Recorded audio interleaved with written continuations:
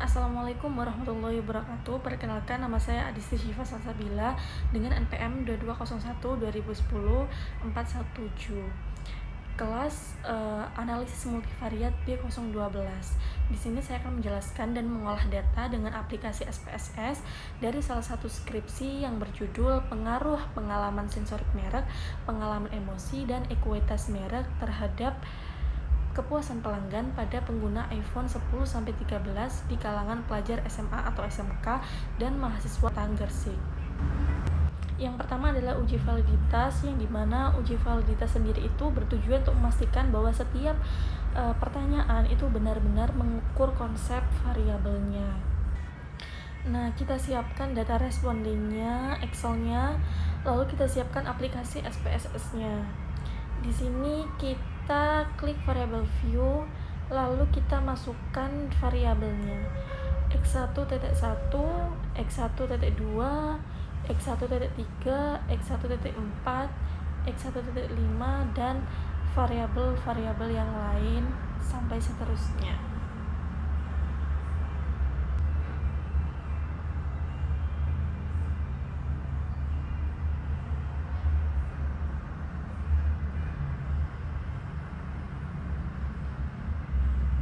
Setelah selesai, kita memberi label di X1-nya yaitu pengalaman sensorik merek, lalu di X2-nya yaitu pengalaman emosi, di X3-nya ekuitas merek, di Y-nya kepuasan pelanggan. Nah, di sini kita copy datanya. Di sini ada datanya 100 responden, lalu kita buka di data view, lalu kita paste.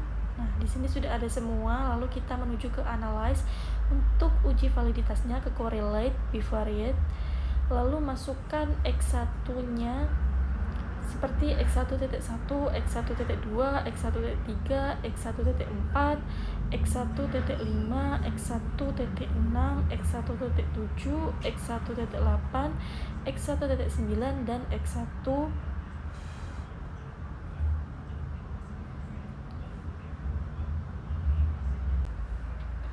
Kita klik OK, dan di sini nilai korelasinya sudah ada. Nah, nilai korelasi persennya itu harus lebih dari 0,3 dan nilai signifikannya itu kurang dari 0,05. Nah, pada variabel X1 ini itu semuanya memiliki nilai signifikan yang kurang dari 0,05, sehingga seluruh item dalam variabel X1 itu dinyatakan valid atau signifikan. Di sini kita ke analyze, correlate, dan bivariate. Kita ulangi seperti tadi, namun ini kita masukkan X2-nya.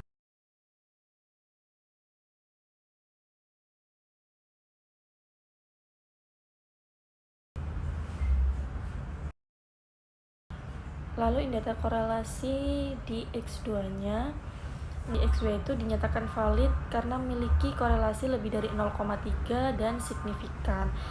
Tapi ada yang tidak signifikan, yaitu di X2.3 dan X2.4 karena memiliki korelasi kurang dari 0,3 walaupun itu signifikan. Lalu kita ke analyze, correlate, bivariate untuk memasukkan variabel X3-nya.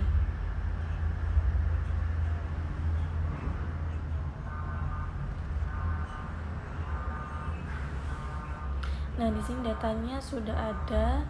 Di sini tuh ada 7 variabel yang dinyatakan valid. Yang tidak valid itu di X3.1 dan X3.2 karena memiliki korelasi kurang dari 0,3, jadi tidak valid atau signifikan. Lalu kita melakukan pengulangan yang sama seperti yang tadi, ke correlate, lalu ke bivariate, dan masukkan variabel Y-nya.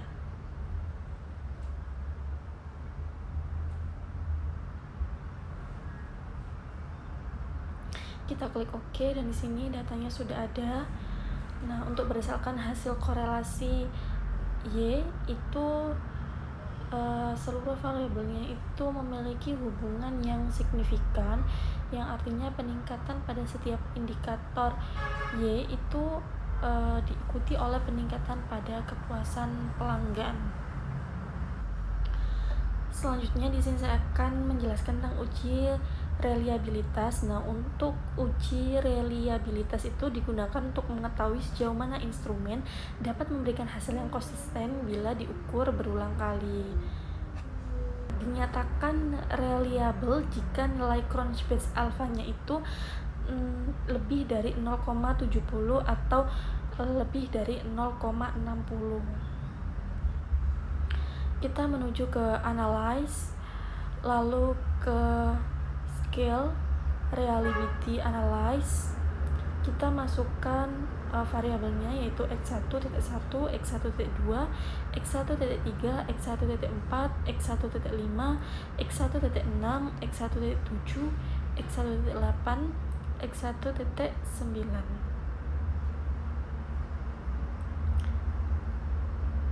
Lalu di sini kita isi scale labelnya yaitu pengalaman sensorik merek.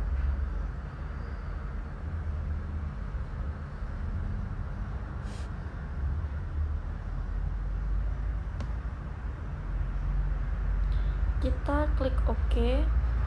Lalu di sini sudah muncul bahwa Cronbach alpha itu sebesar 0,371 yang menunjukkan bahwa instrumen belum reliable. Lalu kita lakukan hal yang sama seperti tadi. Kita masukkan X2-nya. Lalu kita masukkan scale labelnya pengalaman emosi, lalu klik OK.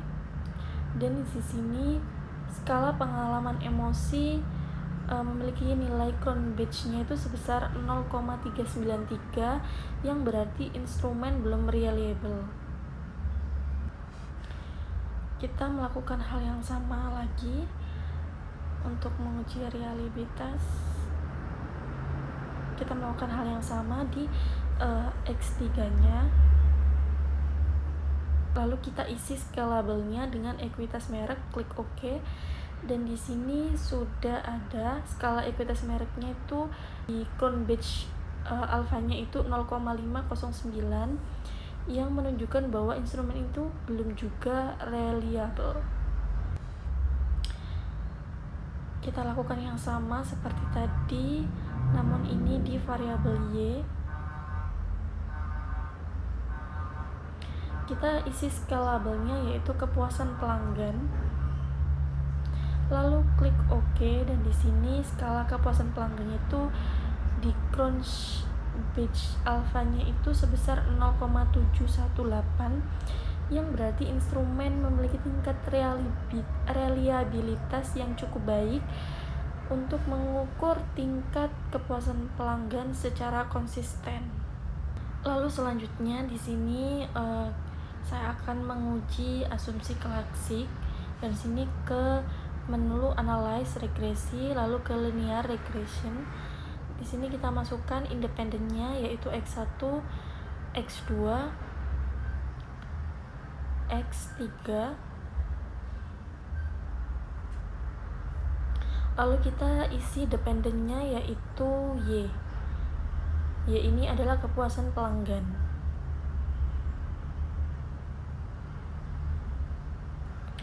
Lalu kita ke statistik. Di sini ada model fit dicentang, lalu durbin Watson dicentang, lalu collinearity diagnostik itu juga dicentang. Lalu kita klik continue. Lalu kita ke plots. Untuk X-nya kita isi ZPRED. Lalu Y-nya kita isi SRSID. Lalu histogramnya dicentang, lalu normal probability plotnya dicentang. Lalu klik OK. Nah, setelah itu kita lihat di tabel koefisien. di beta di konstan yaitu 0,77. Nah, ini tuh positif namun tidak signifikan karena lebih dari 0,05. Di sini untuk grafik histogramnya itu tuh disimpulkan bahwa normal karena berbentuk lonceng. Di sini tuh berarti terpenuhi. Lalu kita ke grafik normal PP plot of regression standardized residual. Nah, sini tuh titiknya tuh menyebar dan sekitar garis dan mengikuti arah garis yang menunjukkan bahwa ini tuh normal dan regresinya terpenuhi.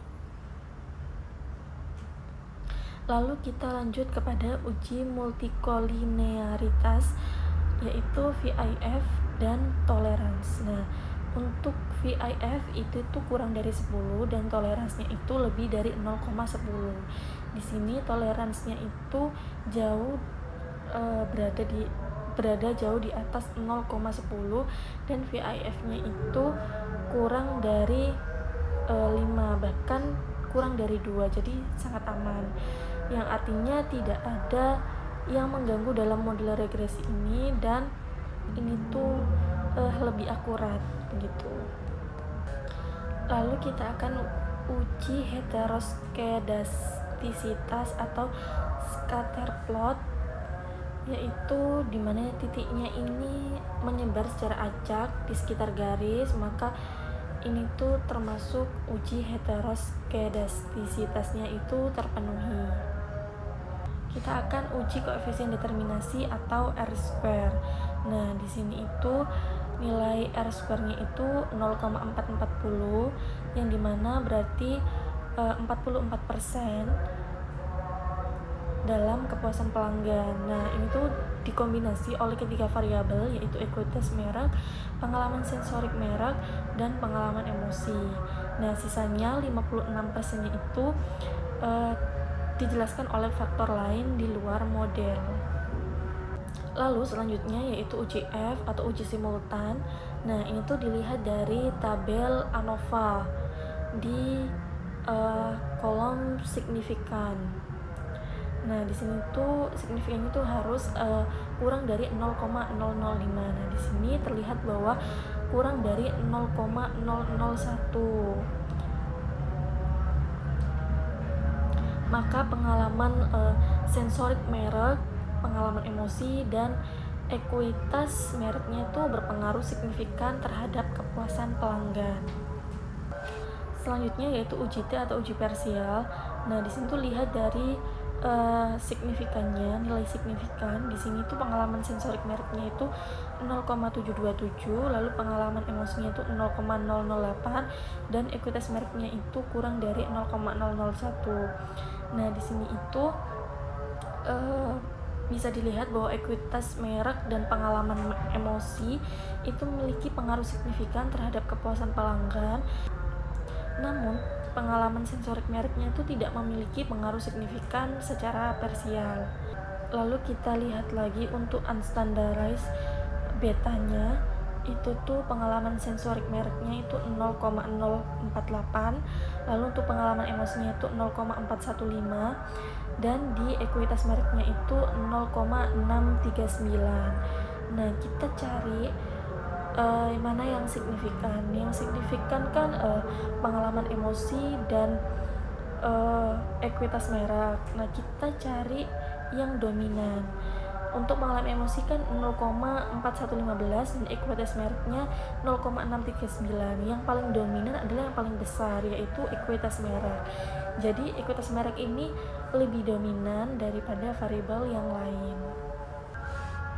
Selanjutnya yaitu persamaan regresi, yang dimana persamaan regresi ini adalah hubungan antara variabel dependen dan variabel independen. Nah, di sini itu kita lihat di tabel koefisien yang unstandardized beta, yaitu persamaannya Y sama dengan 0,077 ditambah 0,048 X1 ditambah dengan 0,415 X2 ditambah dengan 0,639 X3. Nah, di sini kita lihat Tadi kan pengalaman sensorik mereknya adalah 0,048. Nah, untuk setiap peningkatan dalam pengalaman sensorik merek itu menaikkan kepuasan pelanggan sebesar 0,048, namun tidak signifikan karena tidak berpengaruh secara nyata. Namun pada pengalaman emosi itu setiap peningkatan satuannya itu meningkatkan kepuasan pelanggan sebesar 0,415, yang dimana itu tuh signifikan dan memiliki pengaruh yang positif.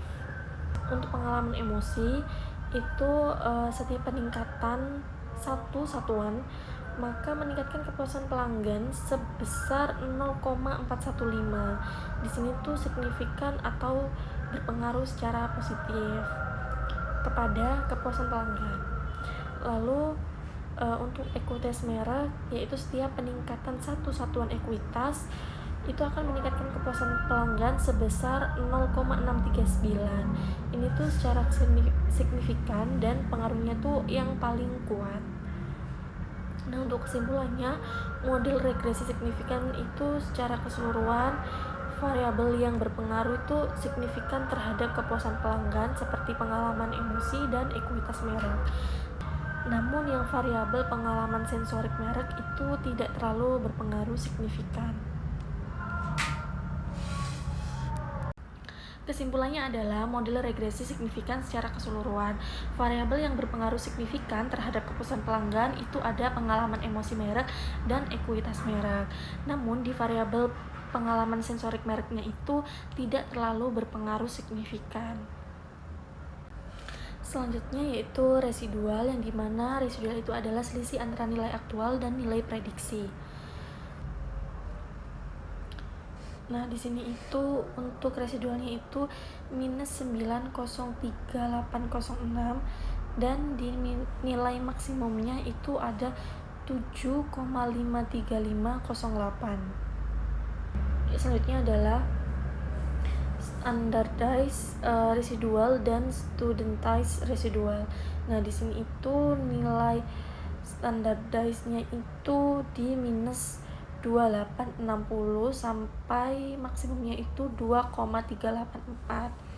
Nah, di sini juga studentized residualnya itu minus 2,946 sampai dengan maksimumnya itu 2,476, yang dimana nilai umumnya itu harusnya minus 3 sampai plus 3. Namun di sini memang tidak ada minus 3 sampai plus 3-nya.